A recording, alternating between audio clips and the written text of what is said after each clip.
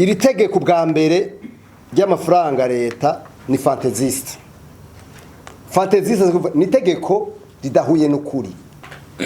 Ce projet de loi ne reflète pas réellement la réalité du pays.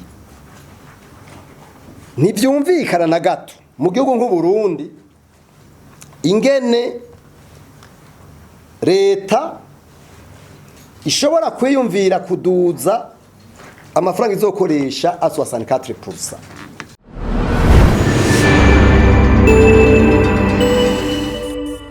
Nagira ndabibutse yuko iri tegeko bwa mbere ry'amafaranga leta ni fantaisiste ni tegeko ridahuye n'ukuri. Ce projet de loi ne reflète pas réellement la réalité du pays.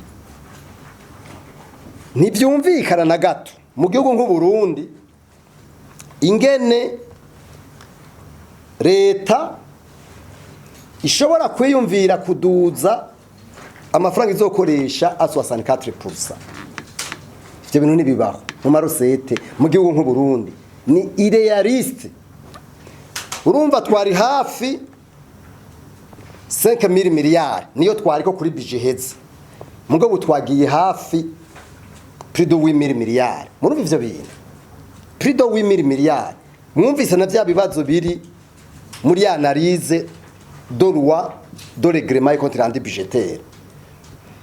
Iyi hose ntishoboka mu buryo realiste, iyi analyse ntishoboka, iyi hose ntishoboka. Badugije ko augmentation yaduze ko 3200 miliyari niyo bavuga ko amafaranga azoduga ko turavye kuri budget turiko turasozera uyu mwaka. Mu bisanzwe kugira ngo budget iduge igomba gufatira ku bintu bifadika byumvikana. Mugabo uravye mu iyo periode nyene la croissance économique yagumye iri faible, ni kuvuga ko itigeze iduga à la hauteur de 2%. Ni ibintu biboneka bigaragara surtout le secteur tertiaire.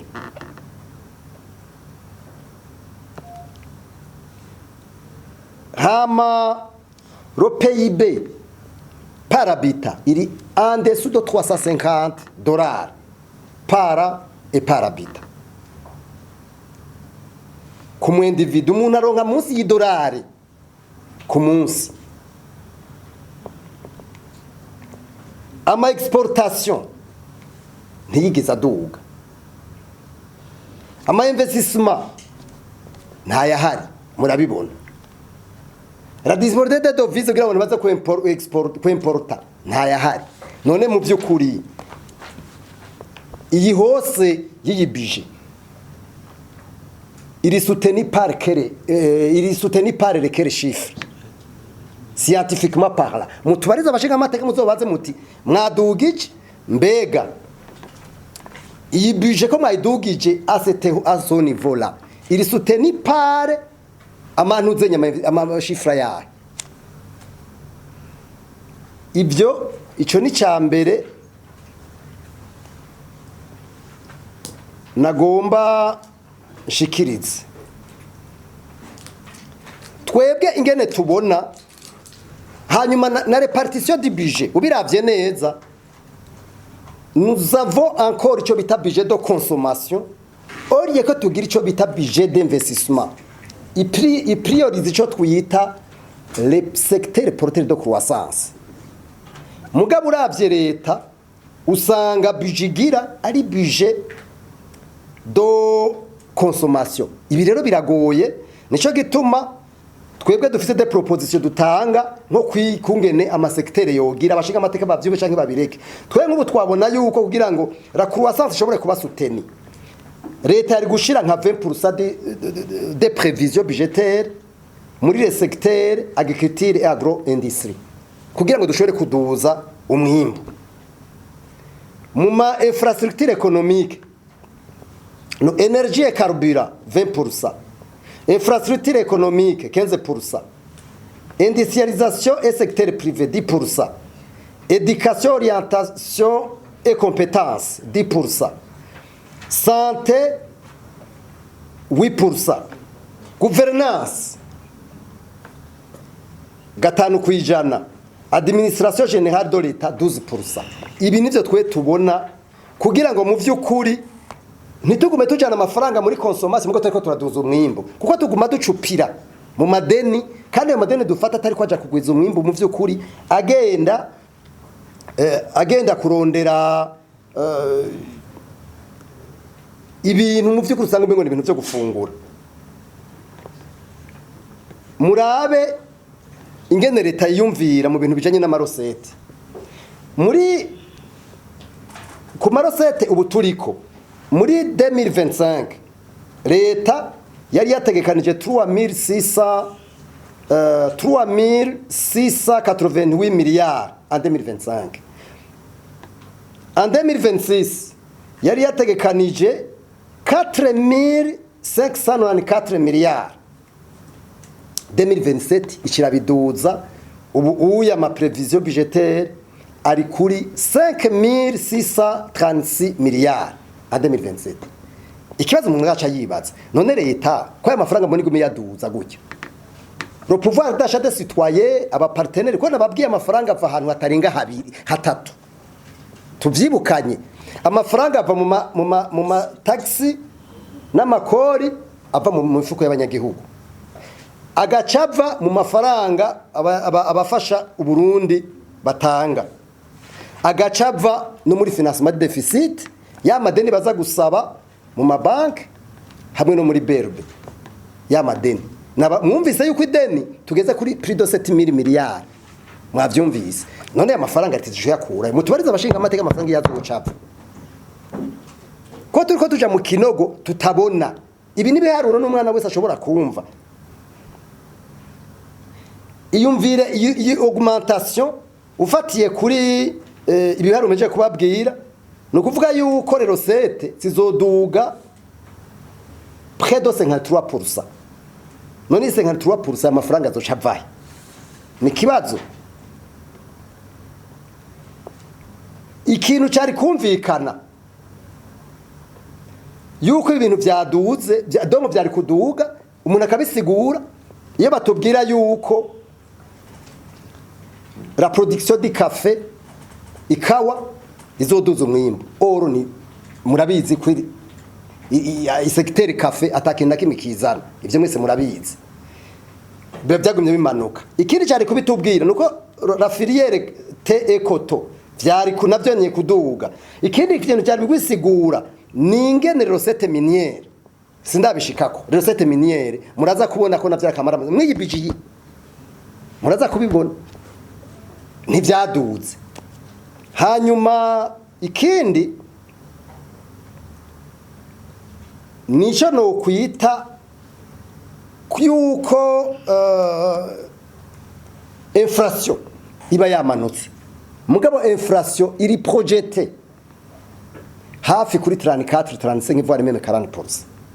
Inflation bavuze inflation rero no kumenya yuko la cause de l'inflation kuko inflation ni agrégat économique ihambaye cyane amatière économique. Ubonye udashobora abandi bari kuri 3 4 5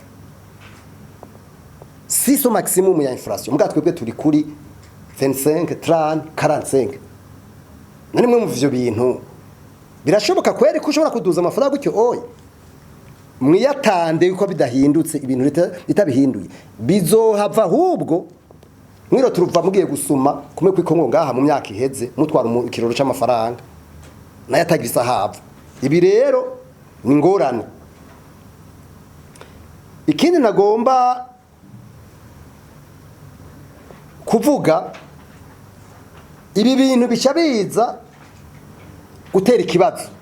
Ikibazo ca mbere bitera nuko bica biduza kimwe cyakintu bita deficit bica kiduga cyane kuko mwabonye muri loi de règlement contrat budgétaire ingene leta yabuze amafaranga igaciza kuyora aho vyoroshe emission de body trésor.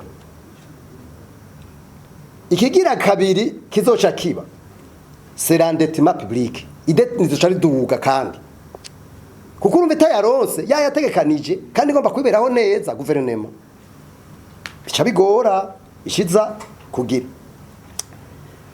hanyuma ikindi kica kigora ni réduction ya marge budgétaire muri kazoza kuko urumva prise ugira ideni rinini prise ucubura ingene wikora umugabo wese afise ideni rirenze urabizi agenda yiyugumbira biba bigoye agenda agira ibibazo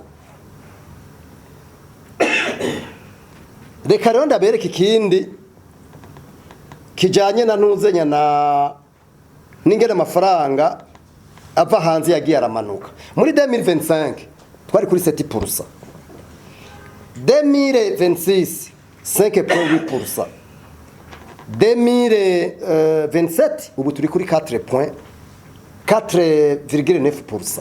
Urumva igene byagiye biramanuka mugabe nk'iki kintu muca mutubariza abashinga amateka babajije leta ikiri kwira kugira ngo amafaranga aduge kuko nababwiye nta na hamwe ibyo bigo byose wumva bya Singapore n'ibindi kugira bitera imbere byakoresheje elements zibiri la production intérieure na financement extérieur birajana nagira uzokubesha hanyuma rukabashira ku kivi mugabo twe twibire muri mama wararaye twiyirwa mu masengesho twirirwa muri biriya ivyo gukura abona ko bitabaho ibi bintu rero simvuze gusenga ari bibi mugabo bitabaye modere bica bicika ico no kwita rofije umuntu bariko arahunga ibibazo cyose n'Imana izobikora mugabo Imana yaduhaye tout potentiel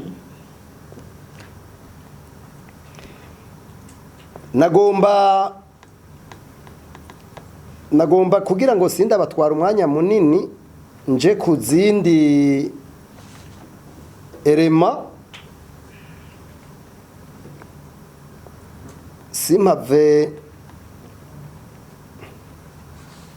hariho ibintu twebwe tubona muri Oricome leta ubona ko harimo contradiction harimo ibintu bigoye kutahura contradiction ya mbere tubona mu yibije le budget a augmenté de 64% alors que la croissance économique demeure faible. Iyo ni contradiction ya mbere. Contradiction ya kabiri twe tubona mu ibi bintu. Les recettes fiscales ont augmenté fortement alors que les principaux secteurs exportateurs ne connaissent pas l'expansion significative. Contradiction ya gatatu. Les dépenses progressent alors que le financement extérieur diminue continuellement. Contradiction ya kane. Les besoins de financement augmentent alors que le taux de décaissement des projets financés demeure faible.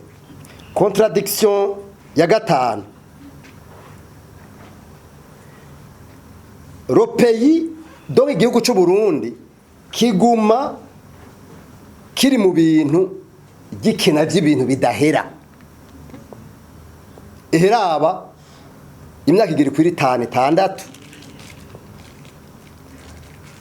tutagira karubira none mu byo bintu bishoboka birumvikana kibona natangaye ndavye roi budgétaire no roi de règlement et compte rendu budgétaire urazi ko abashinga amateka atacyo kweza bategeze bakibaza hano na hano none mu byo bintu biri normal nta muje amategeko abazikintu na kimwe je nararavye muri analyse la commission saisie au fond yagize analyse nta namwe bijya bibazo byose bibazo by'ifumbire ibibazo by'ibintu byangene ibibazo by'imiti nta namwe bageze babibaza donc ntibyumvikana izi contradiction uravye penerie y'ibitoro penerie y'electricité penerie y'amadovize penerie y'imiti hamwe na la hausse généralisée des prix ibi bintu namusha amategeko yigeza bibaza none mwe mwumva ivyo bintu ari ibintu bisanzwe ndabasabye muzotwumviririze jewe mpava ibi byose ndiko ndavuga ndatobishikiriza abashe amateka turabe kwejo bazobibaza mugabo mu bisanzwe la commission saisie au fond yagomba kuba yarabishize muri document d'analyse yayo ariko navyo yakoze none mwe mu ivyo bintu turimo ari biki si vyaninde kweli ibi bintu rero ni ibintu jewe nibaza yuko twagomba kugira rero nagomba tugira nk'ibibazo nk'umunani hari ibibazo umunani shiramwe rikomeye ryategekanije ko twoshikiriza abashinga amateka bo baza leta mudufashe kubishikiriza kandi ngaha mwiganiro jene natumiye ubuserukira CNDD-FDD ndatumira n'ibindi migambwe mugabo umenga ibintu vya budget ntibibaraba mwabonye abaje nibajye babiri bonyene mugana genda babwire kugira ngo umenye ngene leta yiyumvira nabisubiyemo ntubirabira mu madiscours bavuga ubirabira dare chiffre ntubonera ko leta yiyumvira nababwiye urumva bamuguma tubwira ngo minere ngo butare ngo bucike gucogorwa naberetse ncade babwira mu kanya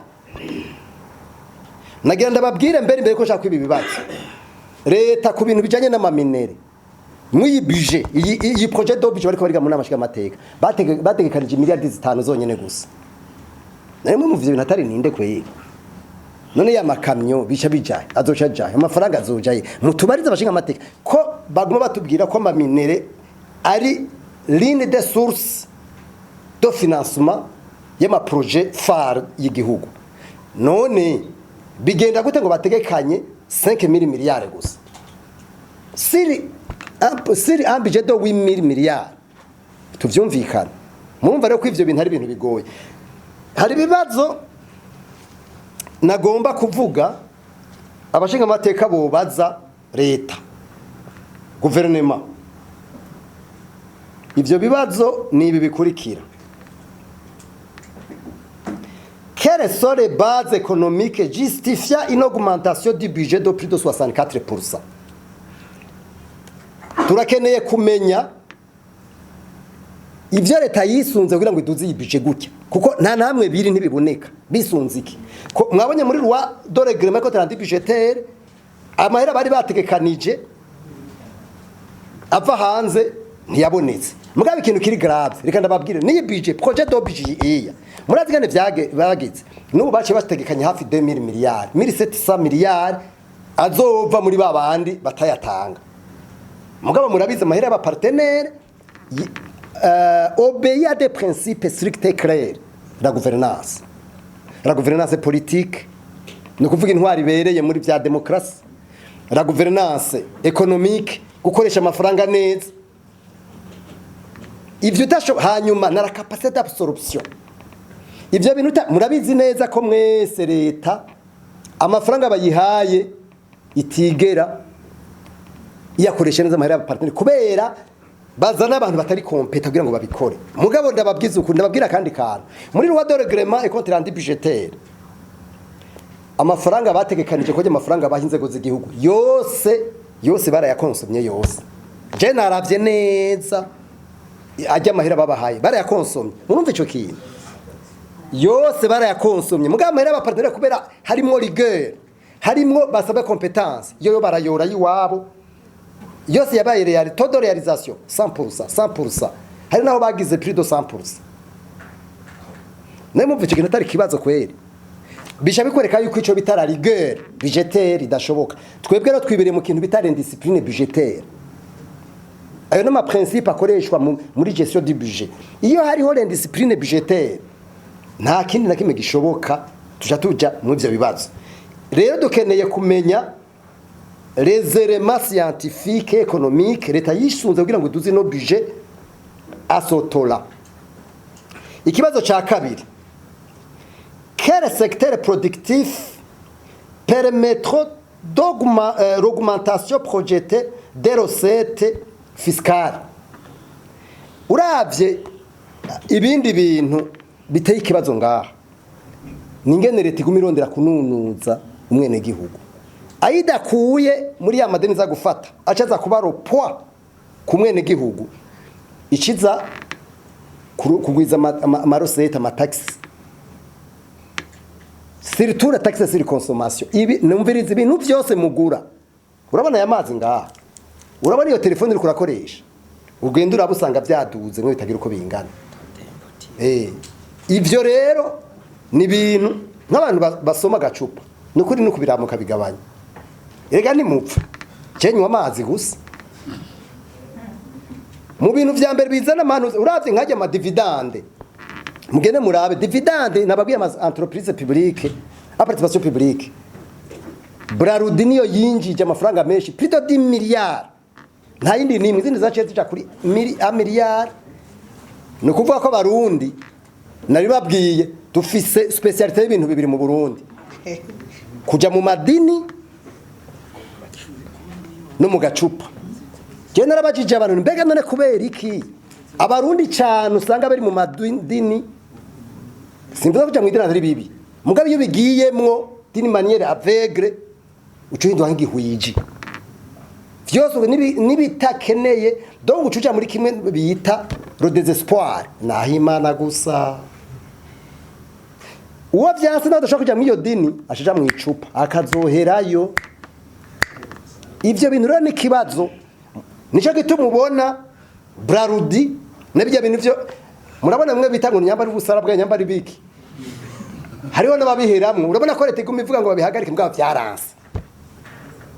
Ibi bintu rero ni danger pour l'avenir du pays. Il faut être rationnel, il faut être réaliste. Tudashaka kuba realiste rero abarundi zohona tubona iki kibazo rero nuko kitubariza bo muri leta bariko bakora iki. Ikibazo ca kabiri cyane cyane abashinga amateka babibaza. Ikibazo ca gatatu, comment le gouvernement compte-t-il financer durablement son budget dans un contexte de diminution de financement extérieur? Ni gute kugira ngo bibe durable? Ni gute ibise simbaza ko leta izohava ibishobora. Hanyuma ikibazo ca kane, quelle est la part exacte consacrée aux investissements productifs par rapport aux dépenses de fonctionnement? Ntayubona amafaranga aja muri financement nukuvuga ya makude d'investissement usanga ari amafaranga atigira aboneka kuko leta ibanza kubaho muravyumva neza ibanza kubaho kugira ngo ibeze kwimvira ibintu byanunzeye navyo wacu usanga ndiya modoka usanga ari urwenda nizigendera inyuma y'umukuru umwe wacu usanga ivyo bintu ntibishoboka vouloir le rix utari kurinjiza ivyo bintu nibutsa yuko leta c'est une personne morale, le gouvernement c'est une personne morale, leta iba géré comme une entreprise ou une famille. None mwe muyumvira ngo muri yasavye deni z'umuriyaridi agacaza kuguramwe imodoka agenderamwo ya 500 millions. None uyo muntu azoje iryo deni kwera erega leta yacu ni kwikora nyamba mutabibona ni kwikora. Ntushobora gufata amamodoka 70 inyuma y'umugabo umwe cyangwa umupfasoni hanyuma izo modoka zikenera karubira, izo modoka zikenera ibitoro, zikenera entretien, zikenera iki. Il faut ko mu vyukuri abantu batwara babaho ari image des citoyens. Ibi bintu byo gushirondera kuba daropirance bizotuma igihugu gikoma gihenebera. Abashinga amateka ni babitubarize mugabo nabonye ideni basavye bataraririha ni zero. Arusaga ariho entente mariage hagati y'abashinga amateka na leta kirano bava no mu mugambwe umwe mugabo ibintu ni danger kuko umengo ntagihanura ikindi kandi abanyamigambwe barahutse umengo siho bari. Nababwiye ko budget utayiravye neza ivyo muvuga vya politiki bibatacho bivuze naco babimaze. Nico gituma twebwe tuguma dusaba dusemerera yuko ibi bibazo bihambaye vyobazwa. Ikibazo ca gatanu, ufigire le financement destiné à la mise en œuvre de la stratégie de lutte contre la corruption. Stratégie nababwiye mu bitabo bine igihugu gifise gikoresha hariyo strategy mugabo twe twaravye muri bije ntaramwe twabonye amafaranga none yavuye nayo cyaza gucika ikanganyona. Turakeneye ko leta ni n'amashinga amateka nyamba baravyibagiye turavyibukije bamenye yuko vision pilier yayo ya mbere iyo bitangagement de l'État igizwe n'ama objectif abiri. Objectif ya mbere ni la gouvernance administrative économique etc. iyo rubrique igomba kuronka amafaranga hamwe na objectif ya lutte contre la corruption.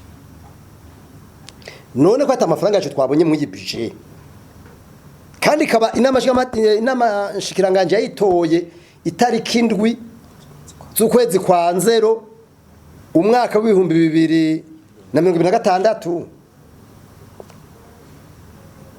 None iyi budget yategekanije ko amafaranga tayashizeko twebwe tuzofata gute twofata ko bimeze gute urumva ico rero munumva ko ari kibazo naco ne gihambaye. Ikibazo cha gatandatu, quels crédits sont prévus pour accompagner la réforme du nouveau découpage administratif? Twe nta tubona nta budget twabonye, peut-être abashinga amateka barashobora kuzobidufasha igihe baba babona ko mu by'ukuri kuko uravye découpage izotwara amafaranga menshi mugabo kandi ntibitegekanijwe neza nk'amaformation. Uravye abantu bazanye n'abantu mu by'ukuri benshi ubona yuko ari bashasha bari mu bintu bishasha bagomba kubagira recyclage n'amaformation menshi kugira ngo mugabo urumva bacha batora do bica bigorana. Ikibazo cindwi, quelles mesures concrètes sont prévues pour réduire les écarts entre le taux de change officiel et le marché parallèle ibintu mu madovize? Abashinga amateka bakwiye kubaza iyi taux de change parallèle usanga officiel 3000, marché parallèle 6000 dollars ibihumbi bite. Donc urumva prix du double, donc près du double. Ibi bintu biragoye ntushobora gusutena l'économie mu gihe hari amato de change parallèle abiri ntibikunda. None abashinga amateka batandukanye babivuze ko nababwiye ko je naravye neza l'analyse yabo nta nakimwe babivugako. Hanyuma ikibazo ca nyuma cindwi pardon 18, quel est le budget à financer le document stratégique de stabilisation macroéconomique 2025-2027? Mu bisanzwe iyo document ni document ihambaye nababwiye ko yatorewe rimwe mu nama shikiranganje yitariki 7 z'ukwezi kwa 0 umwaka wa 2026. Iyo document ni ivuga yuko secteur pétrolier n'ibindi bizoba liberalize, niyivuga ingene le secteur minier izoga, nivuga ingene Burundi buzokwinjira muri itie kugira ngo butari buzotugirira akamaro. Mugabo ndata amafaranga yavyo bategekanije bazoca bayakura. Urumva rero usanga ni vya bintu vya ninde abantu bariko baragira mu byo kuri bitaja mu ngiro. Rero muze kunkundira juste mu guheza ndababwire twebwe ingene tubibona cyane cyane mwaya maresources publiques leta ifise ayo vyoriyana ndabishimangire cyane. Aya mafaranga yarakwiye d'abord kuba realiste hanyuma akaja dar énergie dans le secteur ya agriculture productive, les infrastructures économiques, l'éducation, la santé, la création de l'emploi, le soutien au secteur privé. Twebwe niko twabibona kugira ngo mu vy'ukuri l'économie burundaise ibe soutenue. Mugabo ubiravye neza twebwe tubona mu vy'ukuri uravye nk'iyi loi de règlement compte budgétaire leta yagize urabona ko atacigwa yigeze ikuramwo kuko ya maherere yakora mu gutegekanya amafaranga arenze kuba partenaire. Ikindi kigira kabiri nuko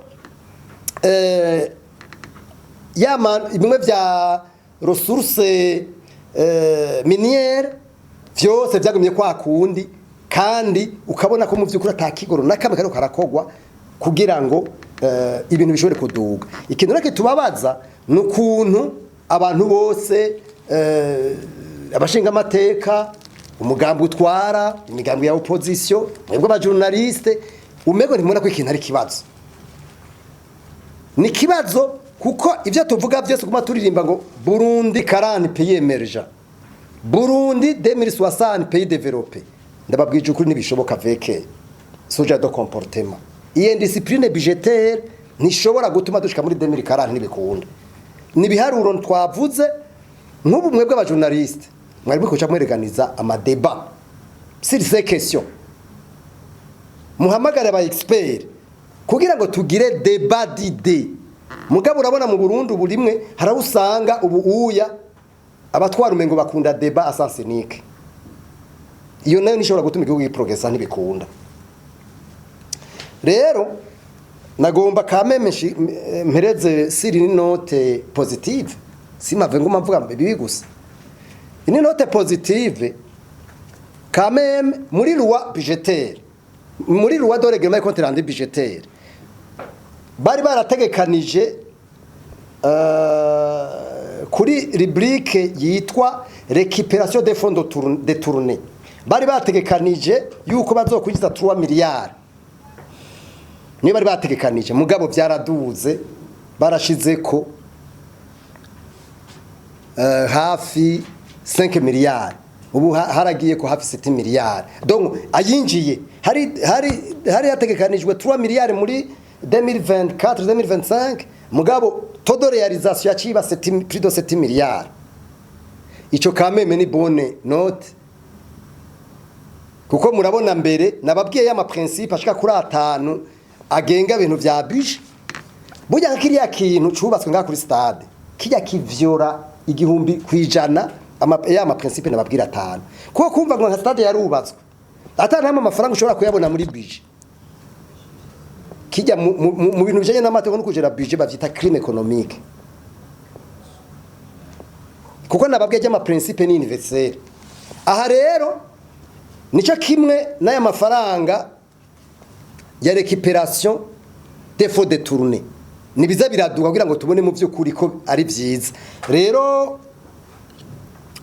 kindi nabo cyane twabonye kwiri rubrique nyene muri budget iyi turiko turagira kame milizo etere ya liste kubera binjijayo muri prévision budgétaire baci bagira 7 milliards 7 milliards urumva bagize toderization yayo birumvikana ko kame mari realiste ese bubandanya gutyo iriya kugira ibintu fantasiste ntaco we ntabifasha no kugira ibintu vyumvikana bishobora gufasha mugabe ikindi naco twasuzuguye nuko uravye mwirwa muyi projet de loi budgétaire nuko bigaragara yuko tosir forti donc impôt sur fortune cyangwa taxe sur fortune nukuvuga bya bintu abakuru batunze amafaranga kweri mengo hinjiye nyambari 18% muko byari byategekanijwe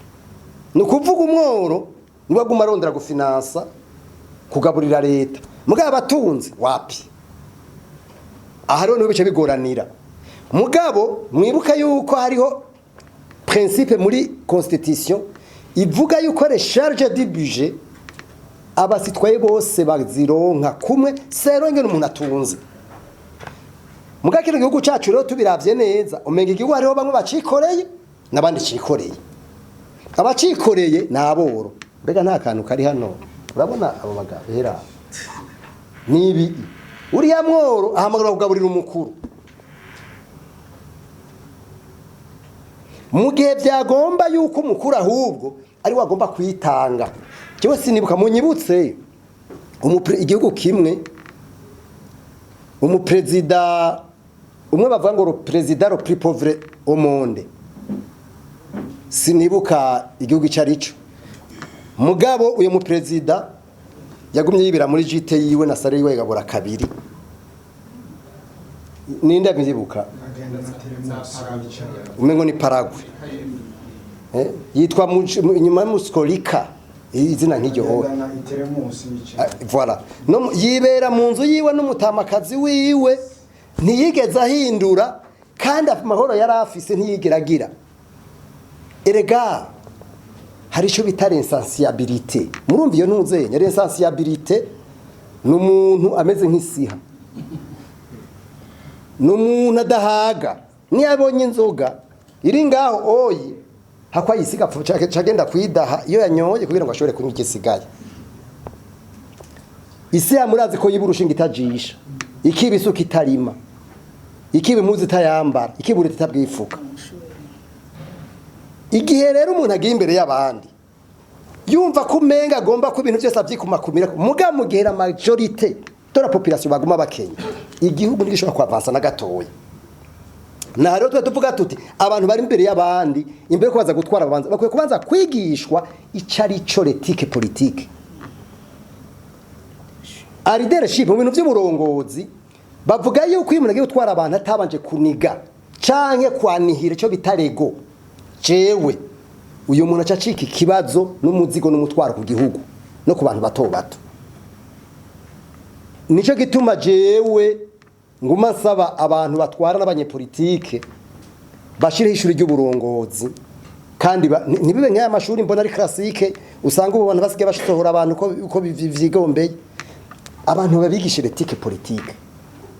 Kuko giye utagira ico kintu iyo rego iri dimension uri mu bandi ni ibintu bica bizi bimubona ibi